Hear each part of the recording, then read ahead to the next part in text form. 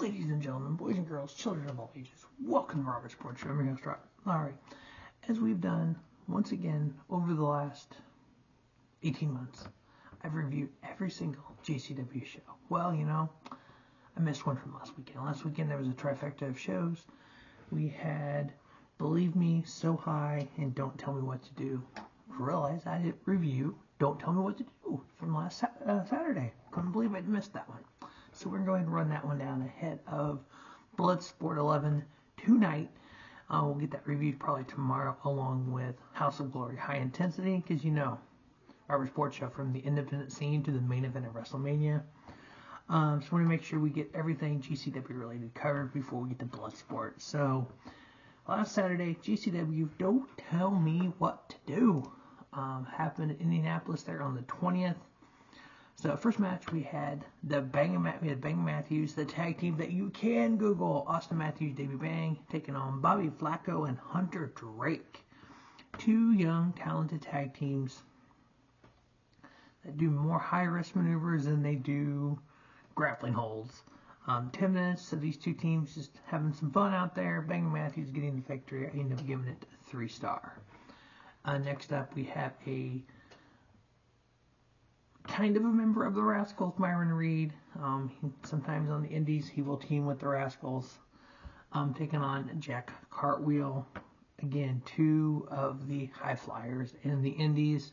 Two guys that are more comfortable on the top rope than they are on the mat. This match was actually really good. These two guys can just come out of moves from nowhere. Jack Cartwheel will do these flips off the top rope. It's like, did he just do what I think he did? Myron Reed, the same way. Myron Reed got the victory here over Jack Cartwheel. Ended up giving it a 3.5-star. That was tied for match of the night. There's 3 matches I gave 3.5-star to. One of them is completely different than the other two. Next up, we had a tag team match. We had the Righty Daddy called Radrick teaming up with one called Manders, taking on the Rejects, John Wayne Murdoch and Reed by God Bentley.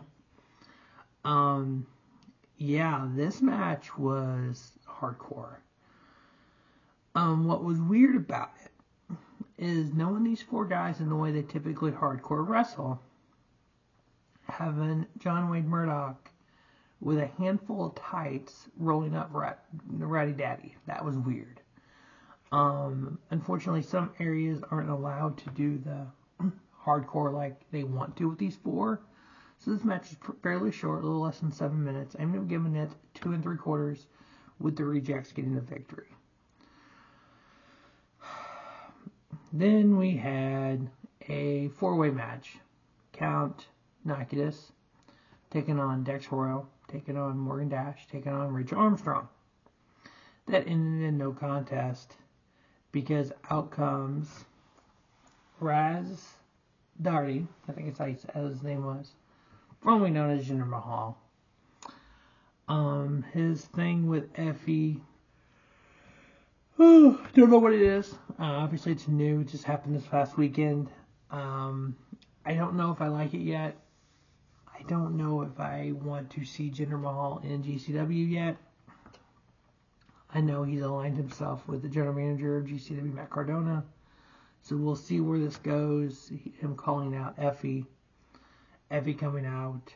Effy ended up having a match with Joey Janela. Teaming with Joey Janela. Taking on Blake Christian and Shane Mercer.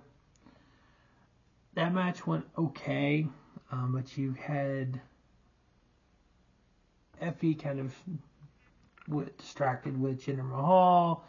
You had Blake Christian and Shane Mercer on the same page. Kind of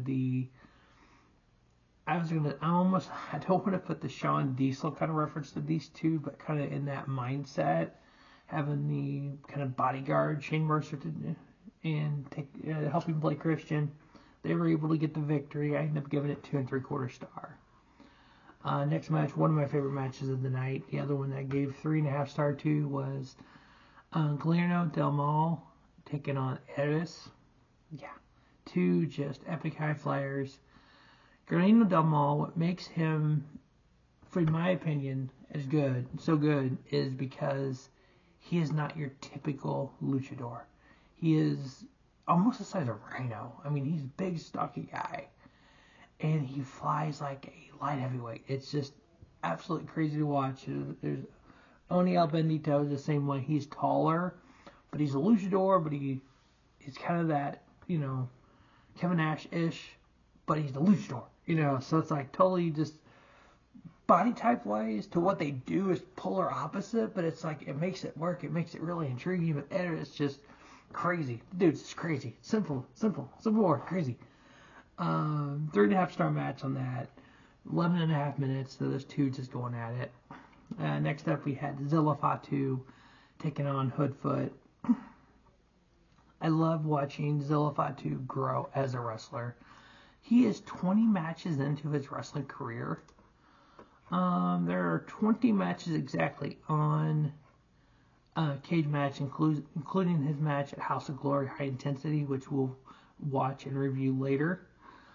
So yeah, I mean, watching him grow, knowing that the end goal, what the end's going to be for him is part of the bloodline in WWE, but seeing how green he is now and just kind of watching him get there, those are the stories. That's why I watch the independents, is for guys like this. So 10 years down the road, when Zilla Fatu and Jacob Fatu and Solo and all these guys are running WWE, the bloodline stories continuing. I go, you know what? I remember when Zilla Fatu was wrestling in GCW. I can remember when this guy was wrestling here. That's why I watch all these shows. Just like with Seth Rollins. I remember when he was in Ring of Honor. Cody, I remember before he was Stardust, and when he was dashing Cody Rhodes, and then when he went off to the Indies and made a name for himself. It's just kind of cool to see these guys go from the Indies in front of 50 people, 100 people, and then main event WrestleMania. Next up, we had Nate Webb taking on Broski Jimmy.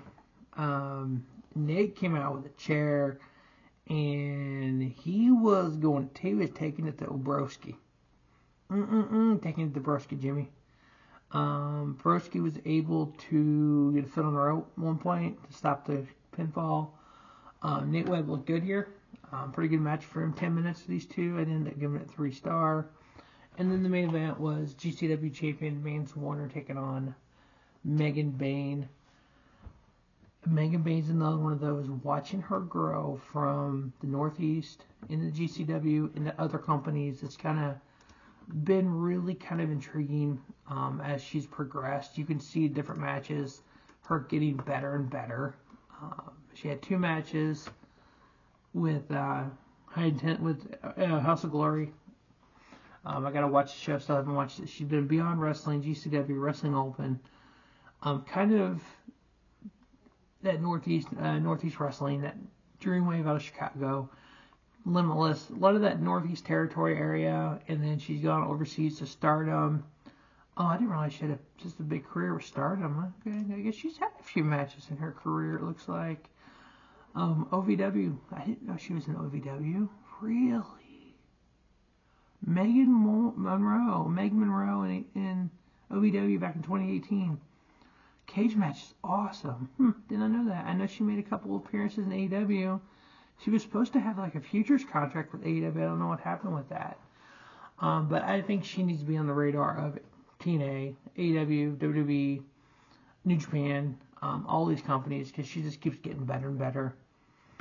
The fact that Jimmy Lloyd had come out to help Mercer, and then Blake Christian and Shane Mercer and Joe Janela, and Janela came out to help Megan Bayne because they've been teaming together.